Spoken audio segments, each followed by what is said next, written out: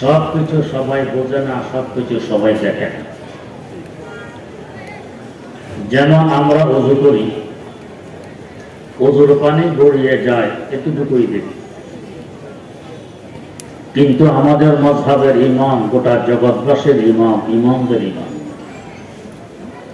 ইমামে আযম আবু হানিফা রাহিমাহুল্লাহ, ওযুর পানির সাথে কোন গুনাহ ধুয়ে যায় তিনি স্বচক্ষে দেখতে পেতেন। একদিন এক যুবক জিনা করে এসে তার পাশে বসে ওযু করছিল। তিনি দেখতেছেন তার ওযুর পানির সাথে জিনার গুনাহ ধুয়ে যাচ্ছে।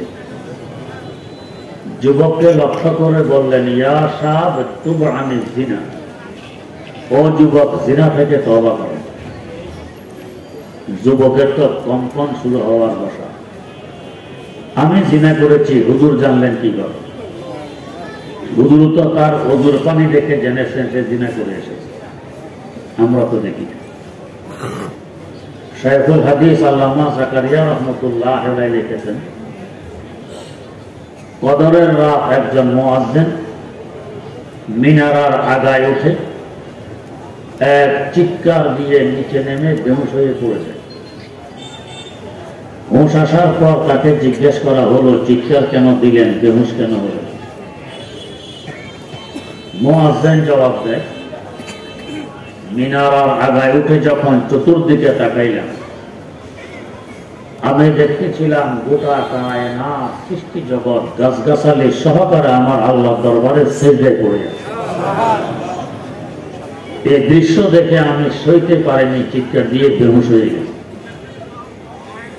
আমরা তো দেখি গাছগাছালি সোজা দাঁড়ায় গেছে, উনি দেখতেছেন সিজদায় পড়ে আছে। ওই দেখার যোগ্যতা আমাদের নেই। তাই আল্লাহর এক ওলি বলেছিলেন, তো মেরে নজর দেখো হরদম লেকে মাই আন্দা হুঁ পর, তো মেরে নজর দেখো হরদম লেকে মাই আন্দা হুঁ পর, বख्श वो नूरे बसीरत जैसे तू आवे नजर, बख्श वो नूरे बसीरत जैसे तू आवे नजर। সবকিছু জিন্দা, তসবিহতে রত, কিন্তু বুঝার মতো যোগ্যতা আমাদের নেই, তাই আমরা মনে করি মুর্দা। যেমন ধরুন মাটি, আমরা দেখি মাটি দেখে না, শোনে না, বোঝে না। যদি তাই হয়, আজ থেকে প্রায় 1450 বছর আগে হযরত আলী মুর্তজা রাদিয়াল্লাহু তাআলা আনহুর খেলাফতকালে ইরাকে একটি যুদ্ধ সংঘটিত হয়। এই যুদ্ধে দুইজন শহীদ সাহাবী 1958 সালে এসে আশেপাশের লোকজনকে স্বপ্নে দেখাচ্ছেন যে আমাদের লাশগুলো তুলে পুনরায় অন্যত্র নিয়ে দাফন করা হোক। মুফতিদের কাছে ব্যাখ্যা জানতে চাইলে তারা বললেন যে কবরের পাশে খনন করে দেখা যাক কি সমস্যা। কবরের চতুর্পাশে খনন করে দেখার পর দেখা গেল ফোরাত নদী থেকে মাটির নিচ দিয়ে ক্যানাল প্রবাহিত হয়েছে, ওখান থেকে চুয়ে চুয়ে কবরে পানি আসতেছে। সিদ্ধান্ত হলো কবর খুলে লাশ অন্যত্র দাফন করা। কবরগুলো যখন খোলা হলো, মনে হলো কান্নাহু দুফিনাল ইয়াউম, যেন আজকে দাফন করা হয়েছে। তরুতাজা লাশ, কাফনের কাপড় কোনো স্পট নেই। দীর্ঘ 1450 বছর যাবৎ মাটির নিচে দুটি লাশ পড়ে আছে। মাটির তো বৈশিষ্ট্য, যা পায় হজম করে মাটি বানিয়ে ফেলে। এই লাশগুলোকে 1450 বছর যাবৎ কেন হজম করলো না? মাটি একথা বুঝে এরা সাহাবী, রাসূল এবং শহীদ। এদেরকে হজম করে মাটি বানানো তো দূরের কথা, এদের হেফাজতের দায়িত্ব আমার। বোঝা গেছে মাটিরও রূহ আছে, জীবন আছে, দেখে শুনে বুঝে। তেমনিভাবে পানি, আমরা দেখি পানির জীবন নেই, রূহ নেই, দেখে না, শোনে না, বোঝে না। যদি তাই হয়, আল্লাহর পয়গম্বর সাইয়্যিদানা হযরত মূসা আলা নবিয়িনা ওয়া আলাইহিস সালাতু ওয়াস সালাম জালেম ফেরাউনের অত্যাচার থেকে বনি ইসরাইলকে উদ্ধারের লক্ষ্যে মিশর ছেড়ে বেরিয়ে আসে। পিছন থেকে ফেরাউন 6 লক্ষ সৈন্য বাহিনী নিয়ে ধাওয়া করে। মূসা আলাইহিস সালাম আস্তে আস্তে সামনে লোহিত সাগর, সাগরে পরে এসে পৌঁছে। সামনে সাগর, পিছনে 6 লক্ষ শত্রু বাহিনী, এখন বাঁচার কি উপায়? আল্লাহ রাব্বুল আলামিনের দরবারে দরখাস্ত পেশ করলেন। আল্লাহ, পিছনে 6 লক্ষ শত্রু বাহিনী, সামনে সাগর, এখন বাঁচার কি উপায়? যেখানে বন্দার চেষ্টা শেষ হয় সাধারণত সেখান থেকে আমার আল্লাহ সাহায্য শুরু হয়। আল্লাহ পাক বললেন, মূসা, আপনার হাতে যে লাঠি আছে, লাঠি দিয়ে সাগর বুকে বাড়ি মারো। আমাদের মতো যুক্তির গোলাম হলে বলতাম, আল্লাহ, আমি বাঁচার রাস্তা খুঁজছি, আপনি আমার সাথে ঠাট্টা করছেন। সাগর বুকে লাঠি দিয়ে বাড়ি মারলে বেশি থেকে বেশি একটু পানি লাভ দিয়ে উঠবে, এতে আমার কি উপকার হবে? কিন্তু বাস্তবে যারা আল্লাহর গোলাম, এরা কখনো মুনিবের আদেশের সামনে যুক্তি পেশ করে না। এটা গোলামের শান নয়। গোলামের শান হলো গোলামে পোকতাকারে সৌরাজে দাহারে কন্তারজ, গোলামে পোকতাকারে সৌরাজে দাহারে কন্তারজ, বেকাস নাকশা দেওয়া নাকশা আয়াদে বহকমতি মুইমারা। আমার আল্লাহ যা বলেন তিনি মনিব, আমি গোলাম, মাথা পেতে মেনে নিব। যুক্তি এখানে অচল। আল্লাহর আদেশ অনুযায়ী লাঠি দিয়ে সাগর বুকে বাড়ি, এতে করে সাগরের পানি দুই দিক থেকে সরে, ওয়াল যেভাবে সোজা দাঁড়িয়ে থাকে, পানি দুই দিক থেকে এভাবে সোজা দাঁড়ায়, মধ্যখানে রাস্তা সৃষ্টি হয়ে গেল। তিনি 12 লক্ষ বনে ইসরায়েলকে নিয়ে সাগর পাড়ে দিয়ে অপর পন্থে পৌঁছে গেলেন। ফেরাউন তার সৈন্য বাহিনী নিয়ে সাগরের পাড়ে এসে দেখে কি সুন্দর রাস্তা। সে সৈন্য সামন্ত নিয়ে রাস্তায় ঢুকে পড়ে। মাঝপথে গেলে পানি দেখে, আল্লাহর দুশমনকে ধরার এই তো সুবর্ণ সুযোগ। দুদিক থেকে পানি মিলে গেল। ফেরাউন 6 লক্ষ সৈন্য বাহিনী সহকারে ডুবে ধ্বংস হয়ে গেল। যদি পানির বুদ্ধি শুদ্ধি না থাকতো, না দেখতো, না বুঝতো, কি করে চিনল যে উনি আল্লাহর পয়গাম্বর, তাকে সাগর পাড়ি দেওয়ার ব্যবস্থা করে দিতে হবে, এ আল্লাহর দুশমন, তাকে ডুবিয়ে ধ্বংস করে দিতে হবে? বোঝা গেছে পানিরও জীবন আছে, রু আছে, দেখে শোনে বোঝে। তেমনি ভাবে বাতাস, আমরা দেখি বাতাসের জীবন নেই, রু নেই, দেখে না, শোনে না, বোঝে না। যদি তাই হয়, হাকিমুল ইসলাম আল্লামা কারি তৈয়ব সাহেব রহমতুল্লাহ আলাইহি উল্লেখ করেছেন, যমুনা নদীর পাড়ে আল্লাহর এক ওলি বসবাস করতেন, নাম ছিল শাহ দৌলা। একটি নরবরের ঝুপড়ি, উনি এবং ওনার স্ত্রী এখানে বসবাস করেন। একদিন জোরে সোরে তুফান আরম্ভ হয়, যেন ঝুপড়ি এখনই পড়ে যাবে। উনি স্থির, আল্লাহ বিল্লাহ মগ্ন।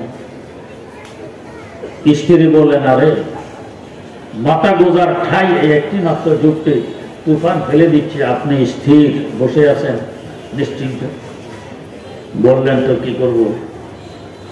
তো বাঁশ ঘোষ নিয়ে একটু ঠেকা ঠুকা দেন। স্ত্রীর যন্ত্রণায় বাঁশ নিয়ে বেরিয়ে যেদিক থেকে তুফান ঠেলতেছে, উনিও সেদিক থেকে বাঁশ লাগাইয়ে ঠেলা আরম্ভ করলেন। তুফানও ঠেলে, উনিও ঠেলে। এই অবস্থা দেখে স্ত্রী বলেন, আপনার বুঝবুদ্ধি কোথায় বিদায় নিয়ে গেছে? যুক্তি যদি আরো আধা ঘন্টা পরে পড়তো, এখন তো আধা ঘন্টা আগেই পড়বে। তুফানও ঠেলে, আপনিও ঠেলেন, এটা কি? জবাব দিলেন, তো কি করবো? উল্টা দিক থেকে বাঁশ লাগাইয়ে ঠেলুন। আল্লাহর ওলি শাহ দৌলা জবাব দিলেন, আমি আমার আল্লাহর সাথে হাত ধরব? আমার আল্লাহ যেদিকে, শাহ দৌলা সেদিকে। এটা বলতেছেন আর ঠেলতেছেন, আল্লাহ যেদিকে, শাহ দৌলা সেদিকে। আশেপাশের ঘর বাড়ি তো মেসমার হয়ে গেল, শাহ দৌলার ঝুঁকির কিছুই হলো না। বোঝা গেছে বাতাসও দেখে শোনে বোঝে, তারও রু আছে। সে বোঝে এই ঝুঁকি উড়ানো তো পরের কথা, হেফাজতের দায়িত্ব আমার। আপন খালু, এই আপনাদের জামে আশরাফিয়া দারুল উলুম দুদুমিয়া যে মাদ্রাসার শাখা দারুল উলুম দেওবন্দ থেকে লেখাপড়া করে বাড়ি এসেছেন। বাড়ি কুমিল্লা জেলার অন্তর্গত লাকসাম থানায়। এসে দেখেন তার গ্রামে রূপবানের গান হবে, রূপবানের গান। জুমার দিন মসজিদে ওয়াজ করলেন যে এগুলো হারাম কাজ, এতে আল্লাহর গজব নাজিল হয়। কিছু লোকজন দাঁড়ায় গেল, যে হুজুর আজকে তো মাগরিবের পর থেকে শুরু হবে, আপনি আসবেন, আমরা প্যান্ডেল ভেঙে দিব, গান হতে দিব। ভালো তো খুশি, লোকজন পাওয়া গেছে, গান আর হবে না।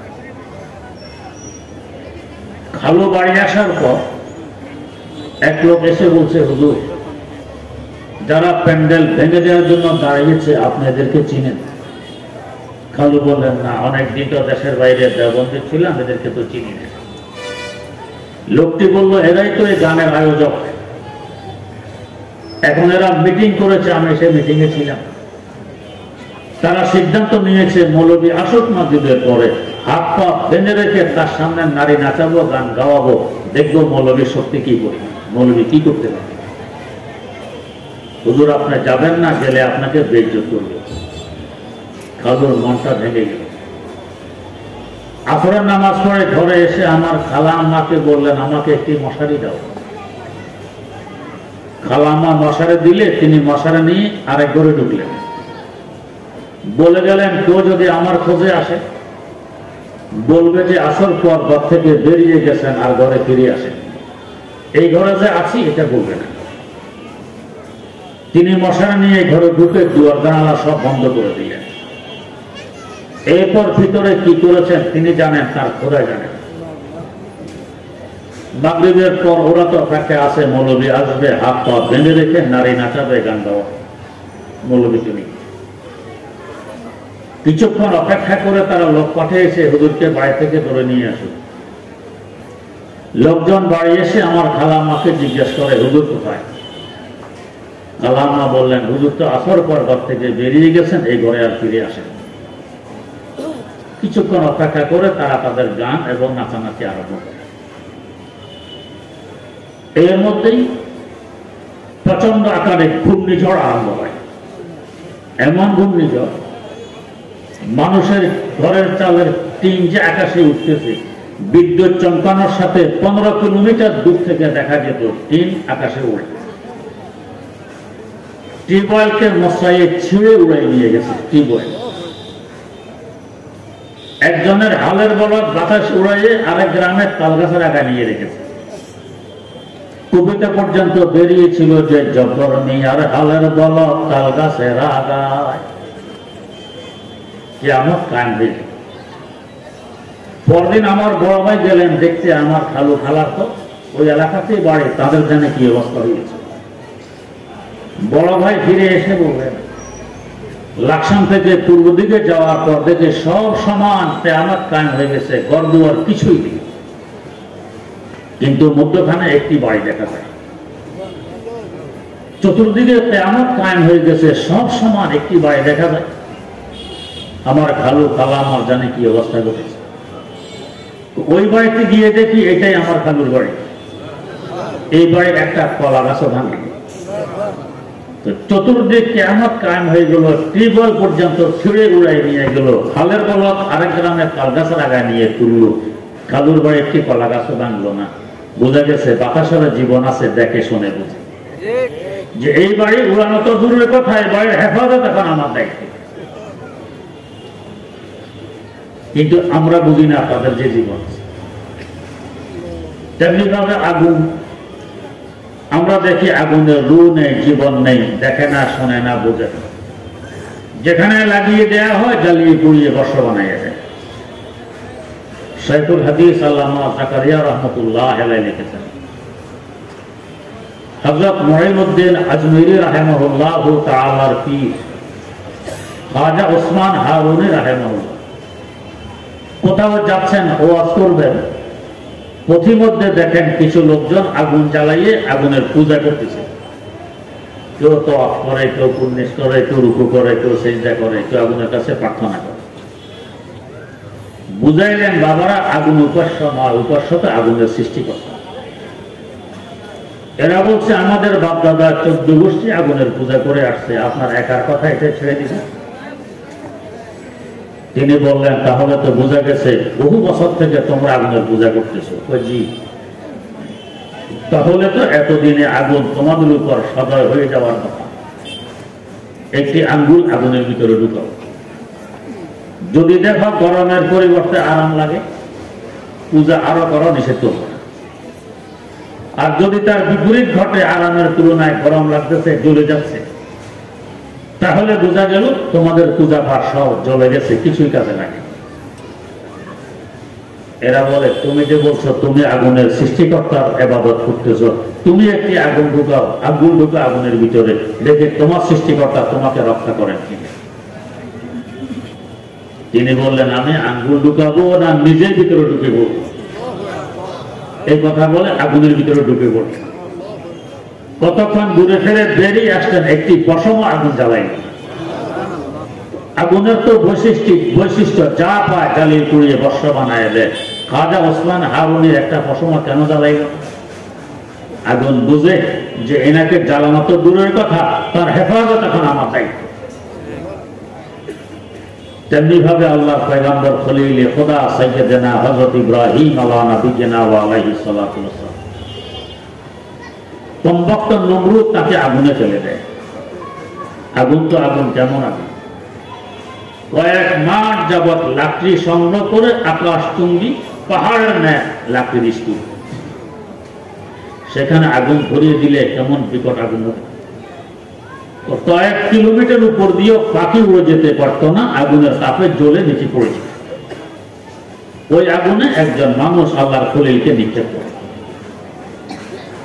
হযরত জিবরাইল আমিন আলাইহিস সালাম আল্লাহ পাকের দরবারে গিয়ে বলেন, আল্লাহ, গোটা পৃথিবীতে একমাত্র তাওহীদের পতাকাবাহী আপনার খলিল, তার সাথে কমবক্ত নমরুদের এই আচরণ, এটা কি সহ্য করা যায়? আল্লাহ অনুমতি দিন, আগুনগুলো তুলে নিয়ে নমরুদের মাথায় ঢেলে দিই। আল্লাহ পাক বললেন, জিবরাইল, যার দেখায় ব্যতীত হয়ে আমার কাছে অনুমতি চাইতে এসেছ আগুন তুলে নিয়ে নমরুদের মাথায় ঢালবে, তাকে একটু জিজ্ঞেস করে দেখো তিনি কি বলেন। আল্লাহ, आग है औलाद इब्राहिम है नमरूद है, आग है औलाद इब्राहिम है नमरूद है, फिर किसी को क्या किसी का इम्तिहान मकसूद है, फिर किसी को क्या किसी का इम्तिहान मकसूद है। নমরুদ আল্লাহর খলিলকে আগুনে ফেলে, আল্লাহ পাক অপেক্ষায় আছেন খলিল পরীক্ষায় পাস করেন কি হয়ে যাবে। তাই এই আদেশ তাকে একটু জিজ্ঞেস করে দেখো তিনি কি বলেন। জিবরিল আমিন ছুটে আসলেন খলিলের কাছে, এসে বললেন, খলিল, গোটা পৃথিবীতে একমাত্র তাওহীদের পতাকাবাহী আপনি, আপনার সাথে কমবক্ত নমরুদের এই আচরণ, এটা কি সহ্য করা যায়? অনুমতি চাই, আগুনগুলো তুলে নিয়ে নমরুদের মাথায় ঢেলে দিই। এমন সুযোগ আমাদের হাতে আসলে কি বলতাম যে হুজুর আর দেরি করার কি কাজ, তাড়াতাড়ি কাজ সেরে গেল। জগৎবাসী টের পাবে আমি যে বিশ্ব অলি, মানুষ বুঝতে পারবে আমি যে সুফি সম্রাট। যারা আল্লাহর ওলি এরা দণ্ডুরা থেকে না, লুকিয়ে থাকার চেষ্টা করে। খলিলের কাছে অনুমতি চাইলে খলিল বললেন, জিবরাইল, যার কারণে আমাকে নমরুদের আগুনে আসতে হয়েছে তিনি দেখতেছেন না আমার কি অবস্থা, আপনার কাছে সাহায্য চাইতে হবে কেন? বেখতর কুদে পড়া আতিশে নমরুদ মে ইশক, বেখতর কুদে পড়া আতিশে নমরুদ মে ইশক, আকল হায় মাহবে তামাশা এলবে বামুআবি, আকল হায় মাহবে তামাশা এলবে বামুআবি, पुख्ता होती है अगर मुस्लिहतन देश को अक्लो, इश्क हो मुस्लिहतन देश अगर काम अभी, इश्क हो मुस्लिहतन देश अगर काम अभी। عشق فرمودا اقاصد سے صبح میں عمل عقل سمجھی ہی نہیں معنی پیغام ابھی عقل سمجھی ہی نہیں معنی پیغام ابھی যেখানে ইশক মহব্বত সম্পর্কের মানা সেখানে যুক্তি আছে তিনি একথা বুঝাইতে চান আমার আল্লাহ যদি আমাকে আগুনের ভিতরে দেখতে ভালোবাসেন আমি আগুনের ভিতরে থাকতে ভালোবাসি তিনি যদি আগুনের বাইরে দেখতে ভালোবাসেন আমি আগুনের বাইরে থাকতে ভালোবাসি কারণ যে আশিকার প্রেমিক তার অবস্থা হলো গার জিন্দা কোনে আতা এতো আর গো খুশি ফেদা এতো গার জিন্দা কোনে আতা এতো আর গো খুশি ফেদা এতো দিল সদা মবতালা এতো হারছে কোনে রেজা এতো দিল সদা মবতালা এতো হারছে কোনে রেজা এতো আল্লাহ তুমি যদি জিন্দা রাখো তোমার অবদান যদি মেরে ফেলো তোমার জন্য তো কুরবান শেখ ফরিদগঞ্জ শকর রহমতুল্লাহ আল্লাহ পাকের দরবারে বলেছিলেন ওখামতে হামেশা বরজা এ তুজিয়াম কাহামতে হামেশা বরজা এ তুজিয়াম কাকি শাওম বজরে পায়ে তুজিয়াম কাকি শাওম বজরে পায়ে তুজিয়াম मकसूद दिले खसत से कौनाइन तुई अज बहरे तुम्हें राम ओबराये तुजियाम अज बहरे तुम्हें राम ओबराये तुजियाम আল্লাহ আমার জীবনও তোমার জন্য আমার মরণও তোমার জন্য খলিল পরীক্ষায় পাশ করে থাকে আল্লাহ পাক আদেশ করলেন ইয়া নারু কুনি বারদান ওয়া সালামান আলা ইব্রাহিম ও আগুন তুই ঠান্ডা হয়ে যা তবে এত ঠান্ডা নয় যে আমার খলিলের কষ্ট হবে আরামদায়ক ঠান্ডা হয়ে যায় আল্লাহর খলিল আগুনে পড়ার আগেও জীবনে এত আরাম কখনো ভোগ করেননি আগুন থেকে বের হওয়ার পরেও কখনো এত আরাম ভোগ করেননি যত আরাম আগুনের ভিতরে ভোগ করেছে বিভিন্ন তাফসীর গ্রন্থে তো লেখে যে নমরুদের আগুনকে লক্ষ্য করে আল্লাহ পাক বলেন ও আগুন তুই ঠান্ডা হয়ে যায় শাইখ আকবর ইবনুল আরবী রাহমাতুল্লাহ আলাইহি তার ব্যতিক্রম ধর্মী একটি তাফসীর গ্রন্থ আছে দারুল উলুম করাচি লাইব্রেরিতে আমি পড়েছি এই আয়াতের তাফসীরে তিনি লেখেন কেন নমরুদের আগুনকে বলতে হবে আগুন তুই ঠান্ডা হয়ে যা আগুনের চোখ নেই সে দেখে না তার ভিতরে কি আগুন তো ধন্য আল্লাহর খলিলের পদধূলিতে আগুন তো গর্বিত যে এক বাহানে আল্লাহর খলিল আমার ভিতরে এসেছে আগুনের ভিতরে তো মানুষ ঢোকে না পুড়ে যাওয়ার ভয়ে এক বাহানে আল্লাহর খলিল এসেছেন আমি তো ঢুকবো তো জ্বালাবে কেন আগুন বোঝে আমার দায়িত্ব তার হেফাজত করার তাকে আরাম দেয় তো তাহলে কোন আগুনকে লক্ষ্য করে বললেন ও আগুন তুই ঠান্ডা হয়ে আসে কেমন প্রেমিক যখন নির্জনে যায় তখন তার সামনে মাসুদ এবং প্রেমাস্পদ ছাড়া কিছু থাকে না আপনি অন্ধকার থেকে অন্ধকার কুঠুরিত যদি ঢুকুন মশামাছি হইলেও আছে পোকামাকড় হইলেও আছে একেবারে নির্জন হয় না কিন্তু আগুনের ভিতরে বিশাল এরিয়া নিয়ে আগুন একমাত্র আল্লাহ খলিল ভিতরে এখানে আর কেউ নেই কেমন নির্জনে আছেন এখন খলিল তো এই সময় খলিলের সামনে আমার আল্লাহ ছাড়া আর কিছু থাকার কথা তো এই অবস্থায় আমার আল্লাহ ইশক মহব্বতের আগুন খলিলের অন্তরে এমন ভাবে দাউ দাউ করে জ্বলে উঠেছে ওই ইশকের আগুনকে লক্ষ্য করে আল্লাহ বললেন ও আমার খলিলের আগুন তুই ঠান্ডা হয়ে যা যদি ওই দিন তার ইশকের আগুনকে প্রেমের আগুনকে আল্লাহ আদেশ দিয়ে লাগাম না লাগাইতেন তার প্রেমের আগুনে পড়া জগৎবাসীকে প্রেমিক বানাইয়ে জ্বালিয়ে পুড়িয়ে কষ্ট বানাই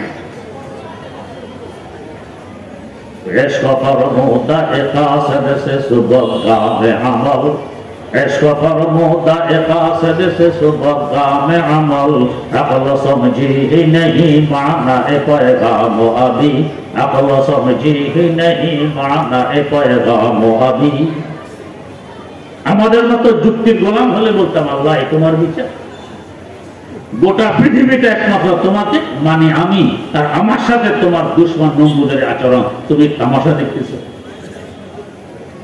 কিন্তু ইশক মহব্বতের এটা ধর্ম ইশক মহব্বত ধর্ম হলো গার জিন্দা কোনে আতা এতো আর খুশি ফেদা এতো गर जिंदा कुने आता एतु अर्ज खुशी फैदा एतु दिल शुदा मुबतला एतु हर चे कोने रजा एतु আল্লাহ জিন্দা রাখলে তোমার অবদান, মেরে ফেললে তোমার জন্য কুরবান, আমার জীবনও তোমার, আমার মরণও তোমার। আযবাহারে তুমি রাম ওবরায়ে তুজিয়াম, আযবাহারে তুমি রাম ওবরায়ে তুজিয়াম। বুঝা গেছে আগুনেরও চক্ষু আছে, রূপ আছে, জীবন আছে, দেখে শোনে বুঝে। তেমনি ভাবে পাথর, আমরা দেখি জড়া পদার্থ, মুর্দা, দেখে না, শোনে না, বোঝে না। যদি তাই মুসলিম শরীফে একটি ঘটনা আছে। একদিন আবু জাহালে মলউন 6টি পাথরের টুকরা মুঠের ভিতরে লুকিয়ে দরবারে নবুয়তে উপস্থিত হয়।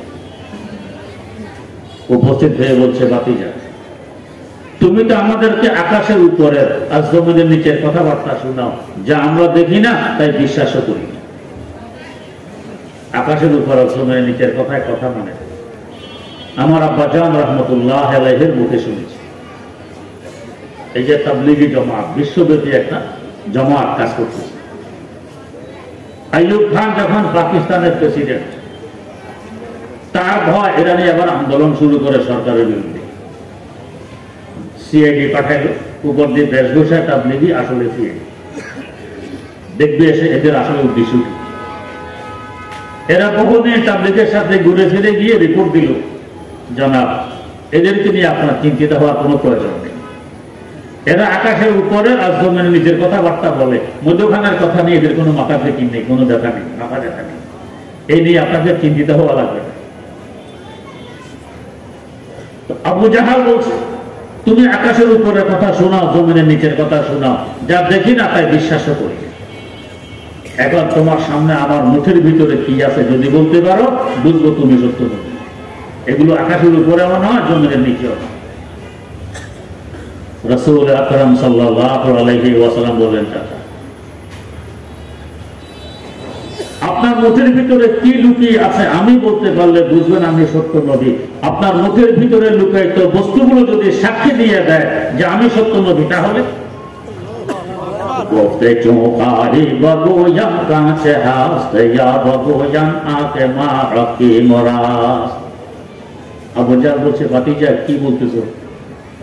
তোমার তো বাকশক্তি আছে, কথা বলতে পারো। আমার মুঠের ভিতরে যে বস্তু লুকিয়ে আছে এদের বাকশক্তি নেই, এরা কথা বলতে পারে না। আবু জাহাল একথা বুঝতে সক্ষম হলো না আমাদের মুখের ভিতরে এক টুকরা গোশত, যাকে আমরা জিহ্বা বলে থাকি, না মারলে কথা বেরিয়ে গেছে। তো যে আল্লাহ এক টুকরা গোশতের মধ্যে কথা বের করার শক্তি দিতে পারে না, সেই আল্লাহ পাথরের টুকরার মধ্যে কথা বের করার ক্ষমতা দিতে পারে না।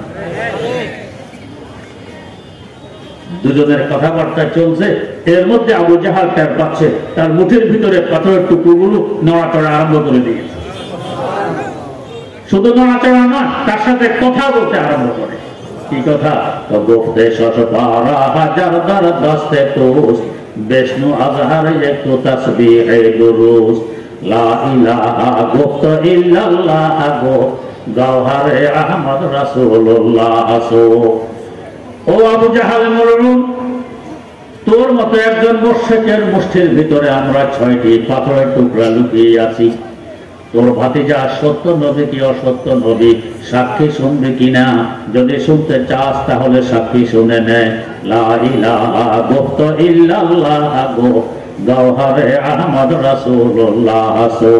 আমরা সাক্ষী দিচ্ছি একমাত্র উপাস্য আল্লাহ রাব্বুল আলামিন। তোমার ভাতিজা হযরত মুহাম্মদ সাল্লাল্লাহু আলাইহি ওয়াসাল্লাম তার পাঠানো একমাত্র সত্য রাসূল। গাওহারে আহমদ রাসূলুল্লাহ আসো। বুঝা গেছে পাথরের জীবন আছে, রূহ আছে, দেখে শুনে বুঝে আমরা উপলব্ধি করতে পারি। আল্লামা রুমি তাই বলছেন, খাবো বাদো আবো আতিশে বান্দা আম বামানো তো মুর্দা বাড়কে জিন্দা আম বামানো তো মুর্দা বাড়কে জিন্দা আম। মাটি বলো, পানি বলো, বাতাস বলো, আগুন বলো, তোমার আমার সামনে মুর্দা, আমার আল্লাহর সামনে সব জিন্দা। মুর্দা বলতে কিছু নেই, এদের রূহ আছে। যেভাবে প্রত্যেকটি মাখলুকের রূহ আছে, এভাবে গোটা সৃষ্টি জগতেরও একটি রূহ আছে। ওইটা কেন্দ্রীয় রূহ, প্রত্যেক মাখলুকের হলো আঞ্চলিক রূহ। আমাদের দেহ একটি আছে কেন্দ্রীয় রূপ আর কিছু আছে আঞ্চলিক রূপ। গরু ছাগল জবাই করার পর রোদ চলে গেছে, ঠান্ডা হয়ে গেছে গরু ছাগল, গোস্ত কাটার সময় মাঝে মধ্যে দেখা যায় হঠাৎ এক জায়গায় গোস্ত নড়াচড়া করে লাভ দেয়। কেন? এখানে রু এখনো বাকি আছে, আঞ্চলিক রূপ। মানুষ মারা গেলে তার চক্ষু খুলে কোন অন্ধকে লাগাইলে সে দেখে, সবসময় লাগাইলে দেখবে না। মারা যাওয়ার 6 ঘন্টা ভিতরে ভিতরে নিয়ে লাগাইতে হবে। তার মানে কেন্দ্রীয় রু তো দেহ ত্যাগ করেছে, আঞ্চলিক রু এখনো রয়ে গেছে।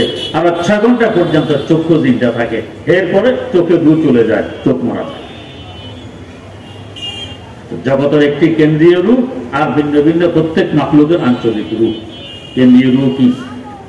আমার আল্লাহ বলেন, ওয়া কাযালিকা আওহাইনা ইলাইকা রূহাম মিন আমরিনা, ওহীর মাধ্যমে আমি আপনার কাছে রূহ পাঠিয়ে দিয়েছি। আমরা দেখি ওহীর মাধ্যমে পাঠিয়েছেন কোরআনে কারীম। আল্লাহ পাক বলেন পাঠিয়েছি রূহ। হাকিমুল ইসলাম আল্লামা কারি তৈয়ব সাহেব রহমতুল্লাহ আলাইহি এই আয়াতের তাফসীরে উল্লেখ করেন, এখানে রূহ মানে কোরআনে কারীম, গোটা সৃষ্টি জগতের রূহ। রূহ যতদিন দেহে থাকে, দেহ ততদিন সতেজ থাকে, জিন্দা থাকে। রূহ ত্যাগ করলে, রূহ যদি দেহ ত্যাগ করে, 1-2 দিন হয়তো দেহ থাকবে, এরপরে ফুলবে, পচবে, ফাটবে, দুর্গন্ধ ছড়িয়ে পড়বে, আবহাওয়া দূষিত হবে, পরিবেশ নষ্ট হবে, এক সময় দেহ তার দৈহিক অস্তিত্ব হারিয়ে ফেলবে। কেন? রূহ নেই। তার মানে যতদিন কোরআনে কারীমের জগতে আছে ততদিন জগৎ জিন্দা আছে। কোরআন জগৎ থেকে বিদায় নিবে, জগৎ মুর্দা হয়ে যাবে। অল্প সময় জগতের দৈহিক অস্তিত্ব থাকবে পছন্দের অবস্থায়, চতুর্দিকে দাঙ্গা হাঙ্গামা, মারামারি, হানাহানি, কাটাকাটি, অশান্তির আগুন দাউ দাউ করে চলতে থাকবে। এরপরে কিয়ামত কায়েম হবে। দেহের দাম বেশি না রূহের দাম বেশি? কেউ যদি সিনায় পিস্তল ঠেকায় আর বলে হয়তো তোমার একটি হাত কেটে নেব, না হয় গুলি করে রূহ কেড়ে নেব, কি বলবো? ভাই হাত কেটে নেন, আল্লাহর ওয়াস্তে মাপ চাই, গুলি করে রূহ কেড়ে নেবেন না। দেহের তুলনায় রূহের মূল্য কোটি কোটি গুণ বেশি। তেমনি ভাবে গোটা জগতের তুলনায় আল্লাহর কোরআনের মূল্য কোটি কোটি গুণ বেশি, যেহেতু এটা রূহ। কেউ আছে দেহের সেবক, কেউ আছে রূহের সেবক। দেহের সেবক যেমন কৃষক, চাষাবাদ করে, শস্য উৎপাদন করে, দেহের খোরাকের ব্যবস্থা হয়, দেহের সেবক। দেহের সেবক ইঞ্জিনিয়ার, বিল্ডিং বানায়, পোল কালভার্ট বানায়, দেহ আরাম পায়। দেহের সেবক ডাক্তার, চিকিৎসা করে, দেহ আরোগ্য লাভ করে।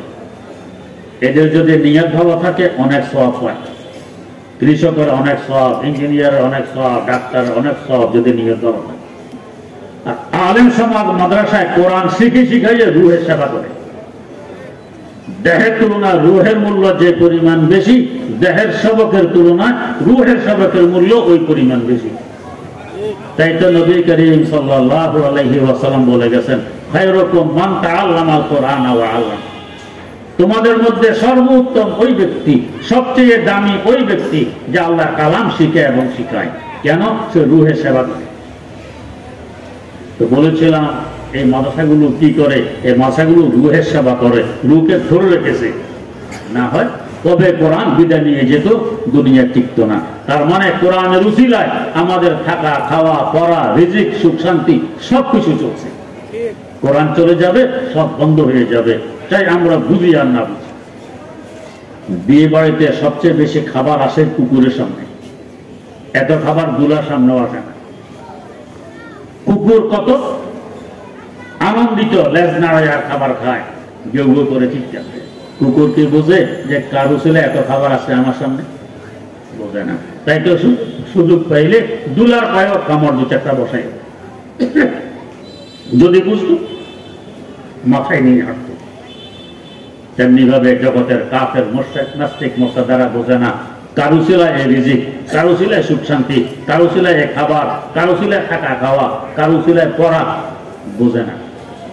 হচ্ছে কিন্তু আলেম সমাজের উসিলায় যে এরা কোরআনের সেবা করে রূহকে জিন্দা রেখেছে, তাই সব নিয়ামত চলতেছে। এরা কোরআনের সেবা বন্ধ করে দিবে, রূহ বিদায় নিবে, আমাদের রিজিক, থাকা খাওয়া, পড়া, সুখ শান্তি সব বন্ধ হয়ে যাবে। তাই আমরা কায়েম হবে। এরা বোঝে না। তাই তো সুযোগ পাইলে আলেম সমাজের বিরুদ্ধাচারণ, মাদ্রাসার বিরোধিতা করে। যদি বুঝতো মাথায় নিয়ে হাঁটতো। বরং উল্টা দোষ হয় কি, তো হুজুররা পর খাওয়া, যে ঘরেরটা খায় তাকে কি বলে পর খাওয়া, হুজুররা পর খাওয়া। যে আপনেরটা খায় তাকে বলে আপন খাওয়া। আসলে পর খাওয়াকে আপন খাওয়াকে বুঝার মতো যোগ্যতাও নাই, যোগ্যতা যে নাই এই যোগ্যতাও নাই, বুঝার মতো যোগ্যতাও নেই, এটাও বুঝি না। এদের ব্যাপারে বলা হয় আকাশকে নাদানাদ ও বেদানাদকে বেদানাদ, আকাশকে নাদানাদ ও বেদানাদকে বেদানাদ, দরজালে মোরাক্কাব আবাদাত দারে বেমানাত, দরজালে মোরাক্কাব আবাদাত দারে বেমানাত। বোঝেন আছে, এটাও বোঝেন। এবারে আসুন, কেউ আছে ইঞ্জিনিয়ার, আপনি বিল্ডিং বানাবেন, মাস্টার প্ল্যান বানাই দিতে হবে, বানাই দিল তো ভিজিট কত, ও বেশি না, লাখ 10 দিলেই হবে। তো স্যার একটু কমায় সময় নেন, কোনো কোনো কম নেই। 10 লাখ টাকা দিয়ে বলতেছেন কি টাকা, তো ড্রয়িং করে দিল, একটা ম্যাপ এঁকে দিল, 10টা লাখ টাকা নিয়ে গেল, টাকা কোনো টাকা পয়সা কমাইল না। এই 10 লাখ দিয়ে ইঞ্জিনিয়ারিং ভিজিট দিচ্ছেন, খুশি হয়ে না কষ্টে? কষ্টে। আপন ভেবে না পর ভেবে? যদি ইঞ্জিনিয়ারকে আপন ভাবতেন, বলতেন স্যার 10 লাখ বলছেন, 12 লাখ দিলাম, আপনি আমার আপন মানুষ, জীবনে কেউ কথা এই কাজ করছে, বরং কম দেওয়ার চেষ্টা। তাহলে পর ভেবে ভিজিট তাকে দিচ্ছেন, এটা খাইয়া ইঞ্জিনিয়ার বাসে। ইঞ্জিনিয়ার আপন খাওয়া না পর খাওয়া? ডাক্তার রোগীর অপারেশন করছে, ফ্যাট কাটছে, ভিজিট কত? 50,000। স্যার গরিব মানুষ একটু কমা, কোনো কম নেই। 50,000 দিয়া বাড়ি ফিরে কোন কি একবারে কষাই ফ্যাট কেটে 50,000 টাকা নিয়ে গেল, 10টা টাকা কমাইল না, কষাই। ডাক্তারকে আনন্দের সাথে ভিজিট দিচ্ছেন না মনের কষ্টে? পর ভেবে না আপন ভেবে? পর ভেবে। এটা খাইয়া ডাক্তার আছে, তো ডাক্তার আপন খাওয়া না পর খাওয়া? সরকারের চাকরিজীবীরা মনে করে আমরা তো নিজের শ্রমের বিনিময়ে খাই, আমরা পর খাওয়া। সরকার যে বেতন দেয় চাকরিজীবীকে, টাকা পয়সা বাপের ঘর থেকে আনে। আপনার আমার ইনকাম ট্যাক্স, আয় কর, শিক্ষা কর, ব্যাট, এগুলো দিয়ে কেউ বেতন দেয়। এই যে ট্যাক্স দিতেছেন, মনের আনন্দে দেন না বাধ্য হয়ে মনে কষ্ট নিয়ে দেন? কষ্ট নিয়ে। তাই তো যারা ট্যাক্স উসুল করে ঘুষফুস দিয়েও কমানোর চেষ্টা। কেউ কে কথা জীবনে বলেছে যে সরকার ট্যাক্স ধরেছে 30%, কম হয়ে গেছে, এই নেন 50% দিলাম? কেউ তো নেই। দূর দিয়ে কমানোর চেষ্টা, না হয় দুদুকের মামলা খাওয়া লাগবে, কমকের মামলা খাওয়া লাগবে, এই ভয়ে মনের কষ্টে ট্যাক্সটা দিলেন। এইটা নিয়ে সরকার বেতন দেয় সরকারি কর্মচারীদেরকে, তাই এটা আপন খাওয়া না পর খাওয়া? এবারে আসুন, আলেম সমাজকে হাদিয়া দেন, মাদ্রাসায় চাঁদা দেন, আলেমরা ডাকাতি করে আনে না নিজে খুশি করে এসে খুশি এসে দিয়ে দেন? দাওয়াত খুশি হয়ে দেন না পর ভেবে দেন? পরকে কোনদিন দাওয়াত দেয়? দাওয়াত তো আপন খেলে। বরং পিছনে ঘুরতে ঘুরতে আলেম সুযোগ পানা দাওয়াত খাওয়া। আল্লাহ মাফ করুন, এই মিরপুর 1 নম্বরে আমি আজ 25 বছর থাকি, 5-7 ঘরে দাওয়াত খেয়েছি কিনা সন্দেহ। এখন মানুষ জানে হুজুরে কারো বাড়িতে আসে না, দাওয়াত খায় না, ফাঁকাইয়া ঘরে পাঠায়। পাঠাতে পাঠাতে মাঝে মধ্যে এমন অবস্থা হয় যে এখন আর রাখার জায়গা নেই, মাপ চাইতে হবে, আল্লাহর রাস্তায় মাপ চাই, খাবার নষ্ট হবে, ফ্রিজে জায়গা নেই, রাখার জায়গা নেই, খানেওয়ালা নেই, আপনি আপনার সন্তানদেরকে খাওয়ান ভালো হবে, তবু হুজুর হচ্ছে মেহরবানি, এখানে খাবারটা রাখেন। দুশ্মন ভেবে দেয় না আপন ভেবে দেয়? তাহলে হুজুররা পর খাওয়া না আপন খাওয়া? দুনিয়াতে একমাত্র যদি আপন খাওয়া থাকে, একমাত্র হুজুররা আছে। কিন্তু কোরআন হাদিসের জ্ঞান না থাকার দরুন কি আপন খাওয়া পর খাওয়া এটা বুঝার মতো যোগ্যতাও নেই। আপন খাওয়াকে বলে পর খাওয়া, নিজেরা সব পর খাওয়া মনে করে আমি আপন খাওয়া। পাগল কোনোদিন নিচে পাগল হবে? সেভাবে আমার থেকে মহা জ্ঞানী আর কেউ। এক পাগল পাগলা ভারত থেকে বেরিয়ে এসে আমার কাছে দোয়া চায়, হুজুর যে কষ্টেরা আমাকে ওখানে দিয়েছে, আমি দেখি ভালো আছি, অন্য কেউ হলে পাগল হয়ে যেত। পাগল কোনোদিন স্ত্রীকে ভালো মনে করে? পাগল মনে করে না, হে মহাজ্ঞানী। আমাদের হেমায়তপুর পাগলা হবে 2 মন্ত্রী গেছেন, আমাদের দেশের স্বাস্থ্যমন্ত্রী, বিদেশে আরেক স্বাস্থ্যমন্ত্রী। প্রথমে ঢুকার পরেই এক আধা পাগলের সাথে সাক্ষাৎ। আধা পাগলের কথাই মনে পড়ে। আজকাল যারা বুদ্ধিজীবী হিসাবে খ্যাত, এরা মনে করে কোন মাদ্রাসায় কি পড়ে এরা কিছু জানে টানে না, এটা জানে। এরকম বুদ্ধিজীবী আসছে মাদ্রাসায় পরীক্ষা করার জন্য, লেখাপড়ার বাচ্চা কি বুদ্ধিশুদ্ধি কেমন? ছাত্র শিক্ষকের সামনে বসাই একটা প্রশ্ন করবে, পরীক্ষা করে যে বুদ্ধিশুদ্ধি কি প্রশ্ন? তো আমি 12টা বাজে আমার অফিস থেকে রওনা হলাম, 3টা বাজে তোমাদের মাদ্রাসায় পৌঁছলাম, বলতো আমার বয়স কত? ক্লাস 3-তে একটি অঙ্ক আছে, পিতা ও পুত্রের বয়সের সমষ্টি 60 বছর, পিতার বয়স 40 হলে পুত্রের বয়স কত? তিনি আমার একটি অঙ্ক করলেন, আমি 12টা বাজে আমার অফিস থেকে রওনা হলাম, 3টা বাজে তোমাদের মাদ্রাসায় পৌঁছলাম, বলতো আমার বয়স কত? একজন তালেবুল ইলম দাঁড়ায় বলছে, স্যার আপনার বয়স 60 বছর। তো কিভাবে বুঝলে আমার বয়স 60 বছর? জি জনাব, আমাদের একটা আধা পাগল আছে, ওর বয়স 30 বছর, আপনি যে পুরা আপনার 60 বছর। না হয় 12টা বাজে অফিস থেকে রওনা হয়ে 3টা বাজে মাদ্রাসায় পৌঁছার সাথে বয়সের কি সম্পর্ক? এতে আমি শিওর আপনি 60। এখন বুঝে আসছে বুদ্ধি কাকে বলে, এখানে কি হয়। তো 2 স্বাস্থ্যমন্ত্রী পাগলা গারদে পরিদর্শন করতে গিয়ে প্রথমে আধা পাগলের সাথে সাক্ষাৎ। পাগল জিজ্ঞেস করে, আপনাদের পরিচয় কি? কই জি আমি এই দেশের স্বাস্থ্যমন্ত্রী, উনি অমুক দেশের স্বাস্থ্যমন্ত্রী। কয় এখানে নতুন নতুন আসলে কত দাবি দেওয়া শোনা যায়, 2-4 দিন থাকলে ঠিক হয়ে যায়, আপনারাও ঠিক হয়ে যায়। তার মানে এক দৃষ্টিতে তার নতুন 2 পাগলের আমদানি হয়েছে। পাগল কোনোদিন নিজকে পাগল বলে। তো তাই যারা পরখাওয়া নিজকে পরখাওয়া ভাবে না, বরং বাবার মতো যোগ্যতাও নেই, যারা বাস্তবে আপন খাওয়া আলেম সমাজ, ওদেরকে দোষ দেয়, তো এরা পরখাওয়া।